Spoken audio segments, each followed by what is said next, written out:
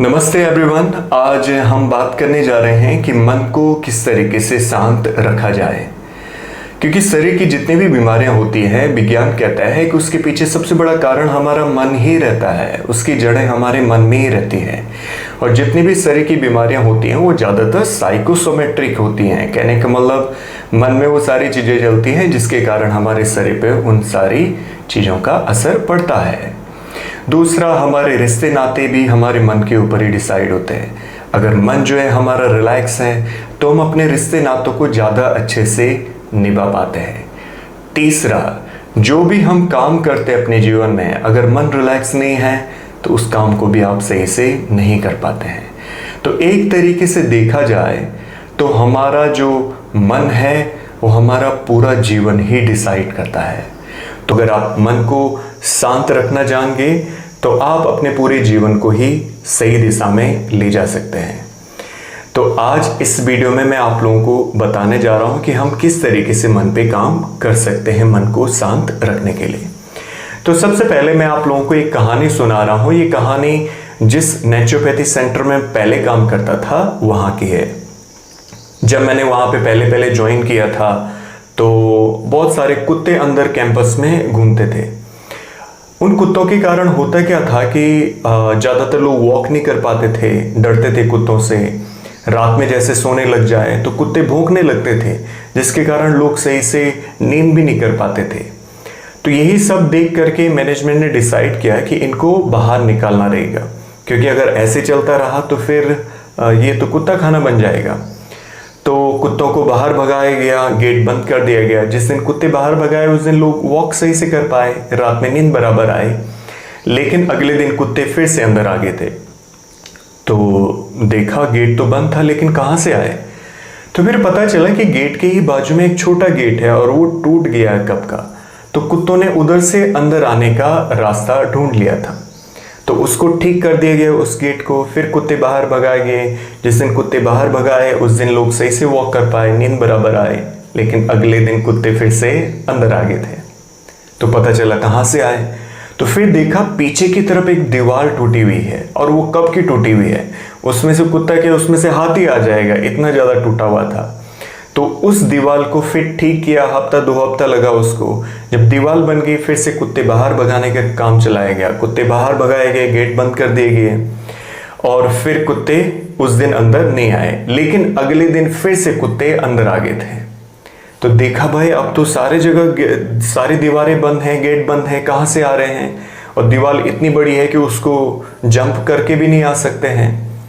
तो फिर पता चला सीसीटीवी कैमरे में कि गार्ड में से एक आदमी ऐसे हैं कि जो रात में गेट खोल करके कुत्तों को अंदर आने देता है और उनको खाना देता है।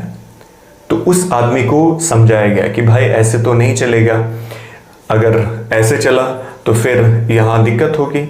तो उसको बोला गया कि अगर तेरा जानवर के प्रति प्यार है तो गेट के बाहर दे दे खाना, वो ज़्यादा अच्छा रहेगा। तो आदमी मान गया। तो कुत्तों को फिर से बाहर भगाया गया। उस दिन से लोग सब दिन ही अच्छे से वॉक कर पाए, नींद बराबर आए।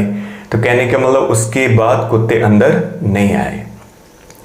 तो ये कहानी सुनाने का मेरा मतलब ये है, कहने में थोड़ा सा अजीब लगता है लेकिन कहीं ना कहीं हमारा मन भी कहीं ना कहीं कुत्ते की तरह ही है। कहने का मतलब अगर हम एक तरफ से कुछ मन को शांत करने का ट्राई करते हैं तो मन जो है दूसरे तरीके से रास्ता ढूंढ लेता है अपने आप को परेशान करने के लिए। तो कहने का मतलब अगर हम मन को शांत करना चाहते हैं तो कोई एक चीज से मन शांत हो जाए या कोई एक ट्रिक से मन शांत हो जाए, ऐसे नहीं होने वाला है। उसके लिए कहीं ना कहीं हमें उन सारे मेजर कारणों पे काम करना रहेगा जिन जिन चीज़ों से हमारे मन पे ज़्यादा प्रभाव पड़ता है। अगर हम कुछ मेन कारणों को ठीक कर लें तो मन जो है हमारा काफ़ी हद तक शांत होगा, मन काफ़ी हद तक हम अपने कंट्रोल में रख सकते हैं। तो वो कौन कौन से चीज़ हैं जिन पे हमें काम करना है? तो सबसे पहले हमें अपने भोजन पे काम करना रहेगा, क्योंकि हमारे घर में बड़े बुजुर्गों को आपने कहते हुए सुना होगा कि जैसे खाए अन्न वैसे होए मन। हाँ, आपने सही कहा, क्योंकि हमारा मन जो है जो हम खाते हैं उससे जो है उसका उस खाने से जो है हमारे मन पे उसका प्रभाव पड़ता है। तो इसीलिए जितने भी धर्म ग्रंथ हैं उन सब में कहीं ना कहीं भोजन पे थोड़ा थोड़ा कुछ ना कुछ रिस्ट्रिक्शन जरूर रहता है कि आपको इस तरीके का भोजन नहीं करना है या ऐसे भोजन करना है। तो योग में कहा जाता है कि अगर आप सात्विक भोजन लें तो हमारा मन भी सात्विक होने लगता है। योग में वैसे भोजन की 3 कैटेगरीज बताई गई हैं। जो सबसे निम्न कोटि का भोजन रहता है उसको कहते हैं तामसिक भोजन। और वो भोजन कौन सा होता है? जितना भी आपकी नॉन वेज की जितनी भी चीज़ें होती हैं, या मांस हो गया, मदिरा, नॉन वेज और मांस तो वही हुआ, मदिरा हो गई, या जो जितने भी तरीके के नशे हो गए, या बहुत ही ज़्यादा पैकेट बंद फूड हो गया जो बहुत ही टाइम पहले बन गया और आपके घर पे महीने 2 महीने के बाद आता है और फिर उसको खाते हैं, या घर में जितना भी हम बासी भोजन हो गया या जंक फूड हो गया, हम दिन में बनाते हैं, थोड़ा बच गया तो उसको शाम को खा लेते हैं, तो उस सारे तरीके का भोजन जो है तामसिक भोजन है। वो आपके मन को बिल्कुल खड्डे में लेके चले जाएगा। इस तरीके का भोजन जो है आपको हमेशा इनएक्टिव बनाता है। आपका मन ही नहीं करता कुछ भी काम करने के लिए, आपके अंदर किसी भी चीज़ को करने की इच्छा ही पैदा नहीं होती है, आप बिल्कुल इनएक्टिव हो जाते हैं। तो अगर आपके अंदर भी आलस ज़्यादा आता है तो आप चेक करें आप खाना क्या खा रहे हैं। उसके बाद जो दूसरी कैटेगरी का भोजन आता है उसको कहते हैं राजसिक भोजन। राजसिक भोजन जितनी भी फल सब्जियां होती हैं, अगर आप उनमें बहुत ज़्यादा मिर्च मसाला ऐड कर लेते हैं, कहने का मतलब राजसिक भोजन उसको कहते हैं जो टेस्ट में बहुत ही ज़्यादा शार्प हो, कहने का मतलब बहुत ही ज़्यादा तीखा है, मीठा है, खट्टा है, उस तरीके का भोजन हमेशा जो है आपको ज़्यादा हाइपर एक्टिव बना देता है। कहने का मतलब आपका मन जो है एक जगह पे बैठने का करता ही नहीं, अंदर से एक दौड़ लगी रहती है, घाई घाई मची रहती है कि कुछ करना है कुछ करना है। और ऐसे आदमी आपने अपने चारों तरफ भी देखे होंगे। उसके बाद लास्ट कैटेगरी आती है जो सबसे अच्छी कैटेगरी है, जिसको कहते हैं सात्विक भोजन। सात्विक भोजन का मतलब होता है वो सारा भोजन जो पेड़ पौधों, साग सब्जियां, ये सारी जितनी भी होती हैं प्लांट बेस्ड डाइट, उस तरीके का भोजन जो है आपका सात्विक भोजन होता है। और उस तरीके के भोजन से हमारा मन जो है सात्विक बनता है। लेकिन उस भोजन को भी जब आप पका रहे हैं, साग सब्जियां जब बना रहे हैं, तो उसमें भी बहुत ज़्यादा मिर्च मसाला नहीं डालना चाहिए, हल्का डालना चाहिए। उसमें मसाले का स्वाद ज़्यादा ना आकर के उस चीज़ का रियल टेस्ट आना चाहिए। कहने का मतलब अगर आप लौकी की सब्जी बना रहे तो उसमें लौकी का स्वाद आना चाहिए, लेकिन ज़्यादातर मसाले का स्वाद आता है ना, ऐसे ही होता है। तो अगर हम उस तरीके का भोजन ज़्यादा लेते हैं तो धीरे धीरे करके हमारा मन भी सात्विक होने लगता है। और जब आप भोजन को पकाएं भी तो उसको बहुत ज़्यादा नहीं पकाना है। अगर आप बहुत ज़्यादा पकाएंगे तो उसमें जो भी ज़रूरी चीज़ें हैं वो ख़त्म हो जाती हैं। एक दूसरी चीज़ मैं ये भी बताना चाहता हूँ कि सात्विक भोजन का एक ये भी फ़ायदा है। कुछ ही टाइम पहले जापान के साइंटिस्ट हुए हैं, उनको नोबेल प्राइज़ मिला, और उसमें उन्होंने क्या बताया, किस बात के लिए उनको नोबेल प्राइज़ मिला। उन्होंने बताया कि रॉ फूड में एक तरीके की कोडिंग होती है। कहने का मतलब अगर आप जो है किसी को चिट्ठी लिखें तो उसमें आपको एड्रेस लिखना पड़ता है, तब जाकर के वो उस आदमी तक पहुंचता है। लेकिन अगर आप चिट्ठी में एड्रेस ही नहीं लिखें तो वो चीज़ वहाँ पहुँच ही नहीं पाती, वो पोस्ट ऑफिस में कूड़ा हो जाती है। तो ऐसे ही रॉ फूड में एक तरीके की कोडिंग होती है। कहने का मतलब अगर एप्पल में कुछ ऐसा है जो आपकी आँख के लिए अच्छा है, तो एप्पल में पहले से ही वो कोडेड है कि खाना खाएंगे, अगर आपने एप्पल खाया तो वो आँख तक आसानी से उसके गुण पहुँच जाएंगे। लेकिन जब आप उसको बहुत ज़्यादा प्रोसेस कर लेते हैं, बहुत ज़्यादा उसमें कुछ फेरबदल करते हैं, तो उसकी कोडिंग ख़त्म हो जाती है, जिसके कारण जहाँ उसको ज़रूरी जो उसकी चीज़ें हैं वो पहुँचनी चाहिए शरीर में, वो पहुँच ही नहीं पाती हैं। तो इस वजह से भी हमें बहुत ज़्यादा चीज़ों को प्रोसेस नहीं करना है, क्योंकि शरीर में जहाँ पे जरूरी है वो वहाँ तक पहुँच ही नहीं पाता है। तो एक ये भी बहुत बड़ा फायदा है। सात्विक भोजन लेना है ये तो ठीक है, लेकिन कितना लेना है और किस तरीके से लेना वो भी बहुत ज़्यादा मैटर करता है। तो हमें कितना लेना चाहिए, क्वांटिटी कितनी होनी चाहिए भोजन की, वो भी हमें समझ आना चाहिए। आजकल जो है दुनिया भूखमरी से नहीं मर रही है, आजकल दुनिया ओवर ईटिंग से मर रही है। बहुत बार क्या होता है कि हम देखते हैं कि यूट्यूब पे कि आम जो है हमारे पेट के लिए बहुत अच्छा होता है, तो हम अगले दिन इतने आम खा लेते कि पेट में ही दर्द होने लगता है। तो क्वांटिटी बहुत ज़्यादा मैटर करती है। तो आप कैसे डिसाइड करें कि आपके लिए कितना खाना जरूरी है? सबसे पहले जब भी आप खाना खाते हैं होश पूर्वक खाना खाएं, पूरा ध्यान उस पर रखते हुए खाएं। तो जब आप ऐसे खाना खाएंगे तो आपका शरीर खुद ही बताता है कि आपको कितना भोजन चाहिए। खाना खाते खाते आपको हल्का सा डकार लेने का मन करता है, वो डकार कहता है कि अब खाना बेकार है, क्योंकि हमारा पेट आधा भोजन से भरना चाहिए। 1/4 हिस्से में लिक्विड रहता है और बाकी हिस्से में गैस रहता है। जब भी आधा पेट भर जाता है तो आपका गैस बाहर आता है और वो डकार आपको कहता है कि अब खाना और नहीं चाहिए। कई लोगों के साथ ऐसे हो सकता है कि डकार ही नहीं आए तो वो लोग पता चला खाते ही रहेंगे जब तक डकार नहीं आए। तो ऐसे नहीं करना। अगर आपको डकार नहीं आ रहा है तो आप पहले देखें कि आपका खाना खाने का मन कितना कर रहा है। अगर आपका 4 रोटी कर रहा है तो समझ लीजिए आपको 2.5 या 3 रोटी से ही काम चल जाएगा। कहने का मतलब जितना मन करता है उससे थोड़ा कम ले लीजिए, वो ज़्यादा आपके लिए अच्छा रहेगा। तभी जा करके आपका पेट चीज़ों को ज़्यादा अच्छे से घुमा पाएगा। अगर आपने एक मिक्सी देखा होगा, मिक्सचर में अगर आप पूरा ऊपर तक भर देते हैं फिर उसको घुमाते हैं तो कुछ घूम ही नहीं पाता। तो ये स्टमक भी आपका एक मिक्सचर की तरह ही है। अगर पूरा ठसाठस भर दिया तो फिर कुछ भी नहीं घूमेगा, फिर सड़ेगा, चीज़ें खराब होंगी पेट में और फिर जो है आपका इंडाइजेशन, कॉन्स्टिपेशन, ब्लोटिंग, ये सारी चीज़ें होने लगेगी। तो पेट हमेशा आधा भरना चाहिए। आपको लग रहा होगा मैं कम खाना खाऊंगा तो शरीर में कमजोरी आ जाएगी, शरीर में दिक्कतें आ जाएगी। नहीं, विज्ञान कहता है कि जो लोग जरूरत से थोड़ा कम खाना खाते हैं वो ज़्यादा जीते हैं और ज़्यादा स्वस्थ पाए जाते हैं। तो आपको डिसाइड करना है आपको खाना ज़्यादा खाना है या खाना आपके हिसाब से कम खाना चाहिए। दूसरा जो है किस तरीके से खाना। जब भी आप खाना खाएं तो उसको अच्छे से चबा चबा करके खाएं। किसी भले आदमी ने कहा है कि खाने को पानी की तरह पियो और पानी को खाने की तरह खाओ। कहने का मतलब अगर आप खाना खा रहे हैं तो उसको इतना चबा लेना है कि वो पानी जैसे हो जाए, और पानी भी अगर पी रहे हैं तो उसको थोड़ा मुंह में घुमाएं, उसमें लार मिले तब जाकर के पानी को निगलना चाहिए। क्योंकि हमारा लार जो है हमारे डाइजेशन में बहुत बड़ा रोल प्ले करता है। हर आदमी को कॉन्स्टिपेशन, एसिडिटी रहता है। क्यों? क्योंकि आपके स्टमक में एसिड ही बनता है तभी जाकर के खाना पचता है। लेकिन अगर लार भोजन के साथ नहीं मिल रहा है तो वो उस एसिड को शांत नहीं कर पाता है, क्योंकि आपका मुंह का लार एल्कलाइन है, क्षार है, और अंदर अम्ल है। जब क्षार अम्ल मिलता है तब जाकर के वो शांत हो पाता है। तो आपको इस वजह से भी एसिडिटी रहता है, क्योंकि मुंह का लार खाने के साथ से मिक्स नहीं होता है। कॉन्स्टिपेशन क्यों होता है? क्योंकि खाना जो है बिल्कुल रूखा सूखा हो जाता है, उसमें चिपचिपापन ऐसा नहीं रहता है, जिसके कारण फूड अच्छे से आगे की तरफ पुश नहीं हो पाता है। तो भोजन में आपका लार बराबर मिला होना चाहिए। पानी भी पी रहे हैं तो मुंह में थोड़ा घुमाएं तब जाकर के उसको पिएं। अगर वैसे करके पानी पीते हैं तो फिर वो पानी आपके शरीर में सही से डाइजेस्ट हो पाता है। अगर आपने सीधे गरम गरम करके पिया तो थोड़ी देर बाद आपको यूरिन जाना पड़ेगा, वो पानी जो है आपके शरीर में सही से एब्जॉर्ब हो ही नहीं पाता है। तो इस वजह से भी आपको जो है भोजन की क्वांटिटी कितना लेना है और भोजन का तरीका वो बराबर होना चाहिए। आजकल लोग फ़ोन यूज़ करते हैं, सामने पे टीवी लगा रहता है और हमारा खाने के टाइम ही देश दुनिया के सारे बड़े बड़े चर्चा उसी टाइम होती है। तो ये सारा जो है हमें नहीं करना है। तो सबसे पहले भोजन पे काम करना रहेगा।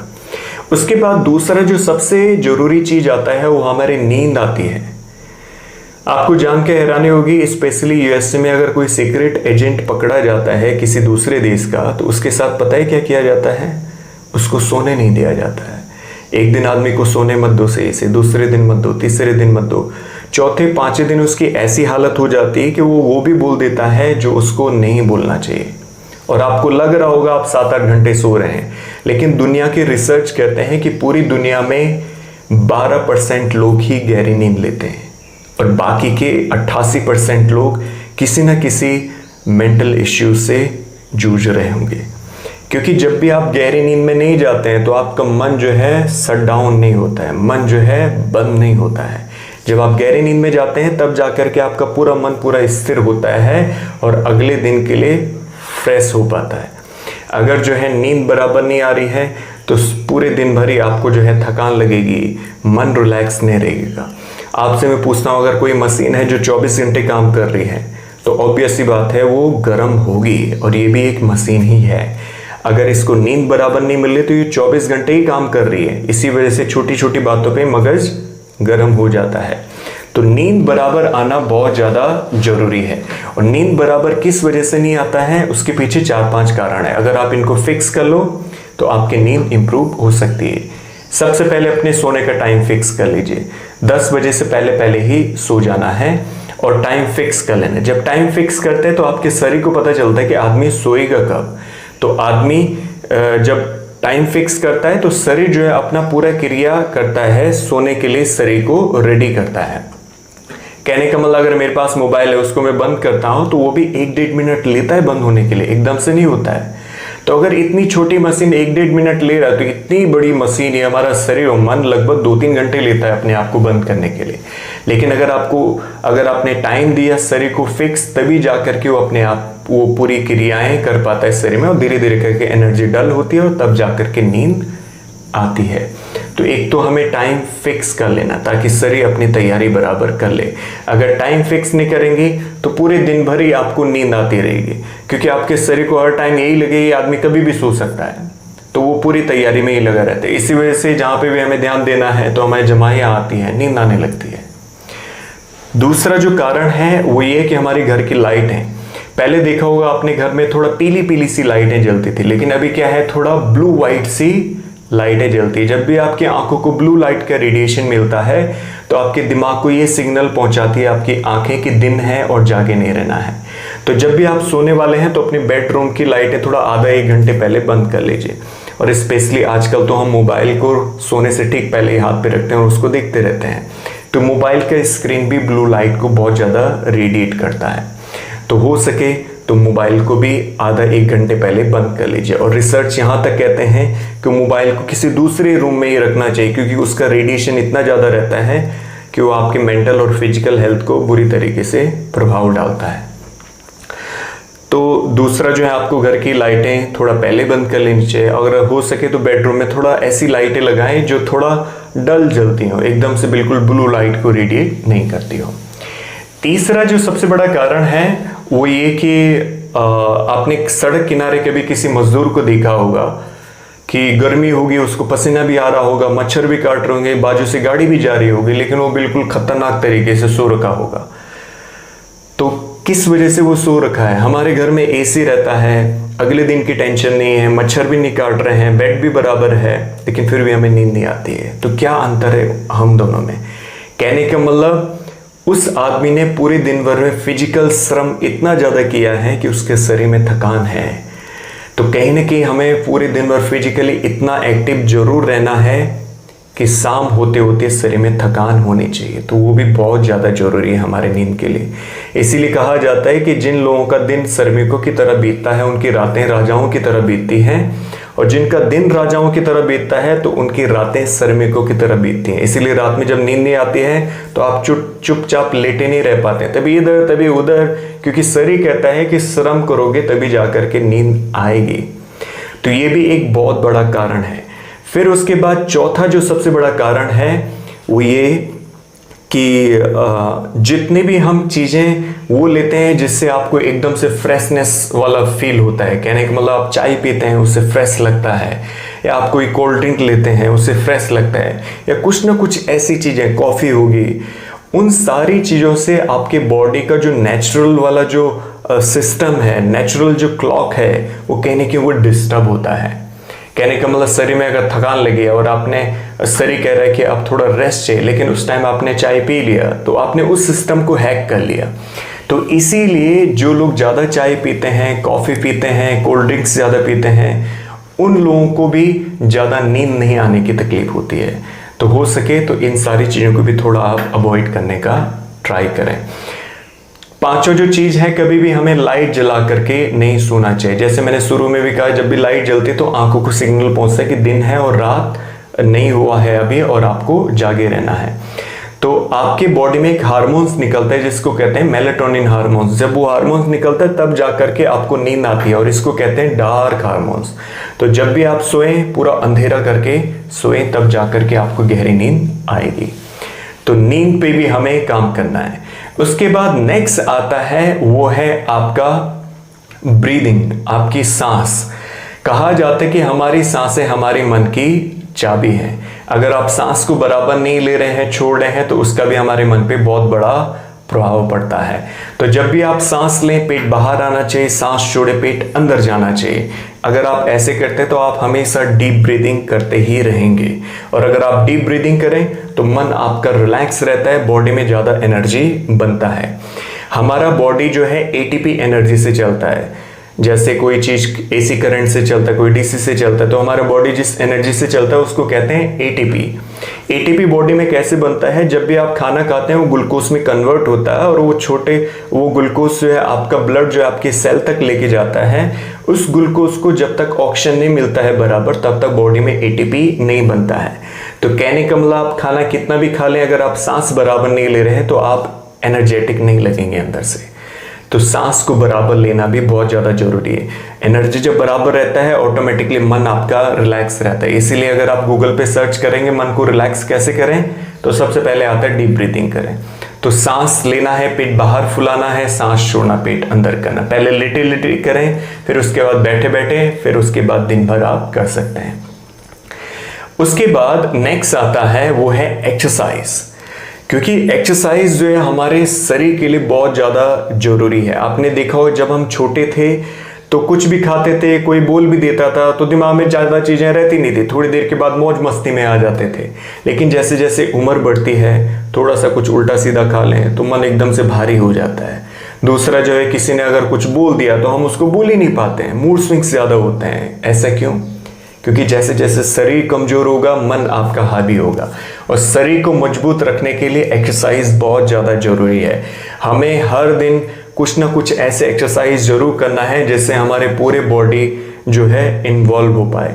आजकल एक्सरसाइज इसलिए भी जरूरी है क्योंकि सोसाइटी का स्ट्रक्चर इस तरीके से हो गया है कि फिजिकल काम जो है हमारा ना के बराबर हो गया है। तो फिजिकली आपको एक्टिव रहना, फिजिकल एक्सरसाइज डेली डेली करना बहुत ज़्यादा जरूरी है। उसके बाद नेक्स्ट आता है कि हमारा मन कैसे बना हुआ है, उसको भी जानना बहुत ज़्यादा जरूरी है। हमारा मन जो है दो चीज़ों से बना है। एक तो पास की मेमोरीज, आज से पहले जो कुछ भी हमारे दिमाग में वो, और आगे जो कुछ भी हम चाहते हैं फ्यूचर में कि ऐसे हो, या हमारी इच्छाएं हैं, कल्पनाएं हैं, इन दोनों के संयोग से मन का निर्माण होता है। और हमारा दिन हमेशा इन्हीं दोनों चीज़ों में झूला झूलता रहता है, तभी पास तभी फ्यूचर, तभी पास तभी फ्यूचर। हार्डली हम कभी प्रेजेंट में अपने मन को लगाते हैं। आप मेरे को अभी देख रहे हैं, आपको पता चल रहा आप देख रहे हैं? नहीं, आपके रूम में पंखा चल रहा होगा या कुछ भी चल रहा होगा, आप वहाँ पे बैठे होंगे, अब आपको ख्याल आया होगा मैं यहाँ पे बैठा हुआ हूँ। अदरवाइज हमारा दिमाग कुछ ना कुछ कैलकुलेशन में ही लगा रहता है। जो भी आप काम करें, अपने ध्यान को वर्तमान में रखने का ट्राई करें। Be in the present moment. जब आप ध्यान को वर्तमान में लगाएंगे तो मन ऑटोमेटिकली आपका शांत होने लगेगा और मन की जितनी भी तकलीफें हैं वो ऑटोमेटिकली आपकी ठीक होने लगेगी। क्योंकि मन की समस्याओं का पता हमें तभी पता चलता है जब समस्या बहुत बड़ी हो जाती है, और जब समस्या बहुत बड़ी हो जाती है तो उसको कंट्रोल करना बहुत ज़्यादा मुश्किल होता है। अगर आप समस्या का पता शुरू में ही लगा दें तो फिर आपको किसी की हेल्प की जरूरत ही नहीं पड़ेगी। और मन की समस्याएं भी ऐसी होती हैं, हमें पता ही नहीं चलता कि मैं कब इतना उल्टा सीधा सोचने लग गया हूँ कि दिमाग फटने लग गया है। अगर आपको पहली बार में पता चल जाए कि मैं कुछ उल्टा सीधा सोचने लग गया हूँ, दिमाग को वर्तमान में लगाएं तो वहीं पे छूट जाएगा। क्योंकि अगर गंगा को रोकना है तो गोमुख पे एक हाथ से भी रोक सकते हैं, लेकिन अगर हरिद्वार में रोकना है तो फिर पूरा देश भी आएगा, फिर भी गंगा को नहीं रोक पाएंगे। तो ऐसे ही होता है हमारे मन के साथ। अगर आप वर्तमान के साथ जुड़े रहते हैं तो आपको पता चलता है मैं क्या सोच रहा हूँ, क्या नहीं सोच रहा हूँ। कहने का मतलब आपने घोड़े पे लगाम लगा दी, अब घोड़ा जो है आपके हिसाब से चलेगा। घोड़े पे लगाम लगाने के बाद घोड़ा इधर उधर तो करता है कोशिश जाने की, लेकिन जाता उधर ही जिधर आप उसको ले जाना चाहें। तो ऐसे ही मन के घोड़े भी आपके हिसाब से चलते हैं जब आप वर्तमान की लगाम उस पर लगा करके रखते हैं। दिमाग इधर उधर जाएगा लेकिन आपको पता चलता रहेगा इधर जा रहा है, फिर से यहीं पे ध्यान रखना है। तो एक ये भी बहुत बड़ा कारण है कि हम ध्यान को वर्तमान में नहीं रखते हैं। तो ये कुछ मेजर कारण है। खाना ठीक कर लो, टाइम पे सो जाओ, बराबर नींद करो, एक्सरसाइज करो, सांस बराबर लो, और लास्ट में ध्यान को अपने वर्तमान से जोड़ करके रखो। अगर आप इतना कर लेते हैं डेली डेली थोड़ा, तो मेरे को लगता है काफी हद तक आप अपने मन को रिलैक्स रख पाएंगे। उसके बाद लास्ट एक और ट्रिक मैं आप लोगों को बताने जा रहा हूं। अगर आप इसको करेंगे तो आपको पहले का कुछ भी करने की जरूरत नहीं है। आप बोलेंगे ये इतना सारा गीता ज्ञान सुनाने की क्या जरूरत थी, आप यही हमको बता देते, इतना टाइम वेस्ट हुआ। नहीं, जो लास्ट का मैं बताने जा रहा हूँ ये लोगों को समझ तो आता है लेकिन लोग करते नहीं हैं, ये दिक्कत है। क्योंकि मन के इस तरीके से मन आपके साथ ट्रिक खेलता है कि आपको पता ही नहीं चलता है और आप मन के जो है जाल में फंस जाते हैं। तो इसी वजह से हमें पहले के साथ साथ जो लास्ट में बता रहा हूं, अगर आप उसको भी एक्सरसाइज करें तो काफी हद तक हम मन को शांत कर पाएंगे। तो वो क्या ट्रिक है कि जिससे सारी चीजें ही ठीक हो सकती है अपने आप ही। तो वही है कि मैं आपसे पूछता हूं कि जब भी मन परेशान होता है तो आप क्या करते हैं मन को शांत करने के लिए? आप बोल रहे होंगे कि मैं किसी से बात कर लेता हूँ फ़ोन पे, या मैं कोई गाना सुन लेता हूँ, या मैं वॉकिंग कर लेता हूँ, या कुछ भी ऐसे आप करते होंगे, या कोई बोलते मैं सांसों पे ध्यान लगाता हूँ। तो ये क्या है? ये कहीं ना कहीं जो है इमरजेंसी एस्केप के लिए ठीक है। कहने का मतलब अगर आपको कहीं पे बहुत ज़्यादा दर्द हो रहा है तो पेन किलर खाना ठीक है, लेकिन अगर आप डेली डेली पेन किलर खाएंगे तो वो आपके दर्द को एक बड़ी बीमारी में कन्वर्ट कर देगा। तो ऐसे ही जब भी मन परेशान होता है, इमरजेंसी के लिए ठीक है, आप चाहे गाना सुने, चाहे वॉकिंग करें, चाहे कुछ भी करें, मन को डाइवर्ट करें। लेकिन अगर आप डेली डेली ऐसे करते रहेंगे तो मन की वो बीमारी और भी ज़्यादा बड़ी हो जाएगी। तो बीमारी को कैसे ठीक करना है? तो सबसे पहले बीमारी को देखना चालू करें, क्योंकि हमारी मन की जितनी भी तकलीफें हैं ये वास्तव में है नहीं है, सॉरी कुछ गलत हो गया, कहने का मतलब हमारी मन की जितनी भी तकलीफें हैं ये वास्तव में नहीं हैं, लेकिन हमें लगता है। क्योंकि शरीर में जब गुस्सा आता है तो फिर पसीना आता है, शरीर जो है कांपने लगता है, तो लगता तो है। लेकिन मैं बता दूं कि बहुत बार क्या होता है कि फेक चीजें भी आपको रियल वाला अनुभव देती हैं, और जब आप उसको देखते नहीं तो वो जो है आपको बुरी तरीके से परेशान करते हैं। तो इसीलिए जब भी आपको समय मिले, अगर सिचुएशन आपके अकॉर्डिंग है, गुस्सा आ रहा है, थोड़ा अलग चले जाएं, शांत बैठ जाएं और बंद आंखों से थोड़ा देखें गुस्से को, बिना जजमेंट किए हुए, बिना उसको मैनिपुलेट किए हुए, बिना उस पे ऐसे सोचे कि इसको ठीक करना है, ये गलत है, अच्छा है, कुछ भी डिस्क्रिमिनेशन बिना किए हुए जस्ट उसको देखें और आपको पता चलेगा देखने देखने में चीज़ें ठीक हो गई। कहने का मतलब अभी आपको गुस्सा आ रहा था, अभी आपको भूल ही गए गुस्सा भी आया था। तो ऐसे ही होता है। कहने का मतलब जनरली क्या होता है, हम मन को कंट्रोल करने का ट्राई करते हैं। अगर किसी को शुगर है तो वो मीठे को इतना ज़्यादा कंट्रोल कर लेते हैं कि फिर उसकी पूरा जीवन ही जो है मीठा हो जाता है, उसको सारे जगह ही मीठा दिखाई देता है। तो मन का स्वभाव है, अगर आप उसको कंट्रोल करेंगे तो आपके ऊपर बहुत ज़्यादा हावी होगा, लेकिन अगर आप मन को देखना चालू करेंगे तो चीज़ें ऑटोमेटिकली ठीक होगी। जब भी आपका मन कर रहा है मीठा खाना, अगर आपको शुगर है तो मन को बोले खाएंगे, लेकिन आंखें बंद करें और बंद आंखों से देखें वो चल क्या रहा है, किसको मीठा खाना है, वो सारी परिस्थिति को देखें। और देखने के बाद 5-10 मिनट के बाद आपको लगेगा कि आपका खुद ही मन बोल रहा है कि यार नहीं खाएंगे तो भी चलेगा, इतना ज़्यादा नहीं लग रहा है। तो ऐसे ऐसे करके आदतें कमज़ोर होती हैं और एक टाइम ऐसे आता है कि आपका मन वो करता ही नहीं है जो आपके लिए ठीक नहीं है, और यही सबसे बड़ी स्वतंत्रता है। अभी क्या है, आपको लग रहा होगा आप स्वतंत्र हैं, नहीं, आपका मन अगर करता है कि ये करना है तो आप करके ही छोड़ते हैं, चाहे आपको पता है कि नहीं मेरे लिए अच्छा है। क्यों? क्योंकि हम जो भी डिसीजन लेते हैं वो कॉन्शियस माइंड से लेते हैं, लेकिन हमारा जो जीवन है वो सब कॉन्शियस माइंड ज़्यादा हैंडल करता है। इसी वजह से जब हम सोचते हैं कि गुस्सा नहीं करना, लेकिन जब होता है तो फिर होता है, फिर कुछ भी नहीं कर सकते, क्योंकि जो गुस्सा आ रहा है वो गहरे से आ रहा है। अगर आप उसको नहीं देखेंगे, उसकी जड़ों को नहीं पहचानेंगे तो फिर कुछ भी ऊपर ऊपर से ढांकने से कुछ भी नहीं होने वाला है। तो थोड़ा थोड़ा समय निकाल करके अपनी आदतें जो भी हैं, जो आपको लगता है कि आपके ठीक नहीं है आपके लिए, आंखें बंद करके जब भी वो करने का मन करता है उसको देखें और जस्ट देखते रहें। उसको ठीक करने के भी ट्राई नहीं करें, उसको कुछ भी मैनिपुलेट नहीं करें, जस्ट देखें। और देखने देखने में आपको लगेगा यार अभी तो लग ही नहीं रहा ऐसे करना है। तो यही सीक्रेट है। इसीलिए मैंने बोला कि अगर आप इसको करने लग जाओ तो आपको खाना अच्छा खाने की जरूरत ही नहीं है। खाना आप खुद ही अच्छा खाना लगेंगे, क्योंकि आपको भी पता है कि फ्रूट्स खाने हैं, ज़्यादा सब्जियां खानी है, सलाद खाना है, लेकिन मन जो है करने नहीं देता है। तो जो मन नहीं करने दे रहा उसको देखें। आपको भी पता है टाइम पे सो जाना है, लेकिन रात में जो है जब रील्स चालू होती है तो पता ही नहीं चलता कब 2-3 बज जाते हैं। तो आपको पता है लेकिन आप फिर भी कंपल्सन में उसको करते हैं। तो उस मन को देखें जो चाहता है कि और रील्स देखना है। तो ऐसे अगर आप मन को देखें, जब भी वो परेशान हो रहा है, वो चीज़ें करने लग रहा है जो आपके लिए ज़रूरी नहीं है, तो मन आपका ऑटोमेटिकली चेंज होने लगेगा। तो दोस्तों यही सारी चीज़ें हैं जिनको अगर आप थोड़ा थोड़ा करें तो मेरे को लगता है कि काफ़ी हद तक मन को हम रिलैक्स रख सकते हैं। बाकी इसके अलावा कोई ना ट्रिक है ना कोई झाड़ फूक है, और यही तरीके हैं जिन चीज़ों से हम अपने मन पे काम कर सकते हैं। होपफुली आपको ये वीडियो पसंद आया होगा। अगर आपकी कोई भी क्वेरी है, कुछ भी सवाल है मन के रिगार्डिंग, अगर आपकी कोई पर्सनल समस्या है तो आप मेरे को मैसेज कर सकते हैं। Thank you so much.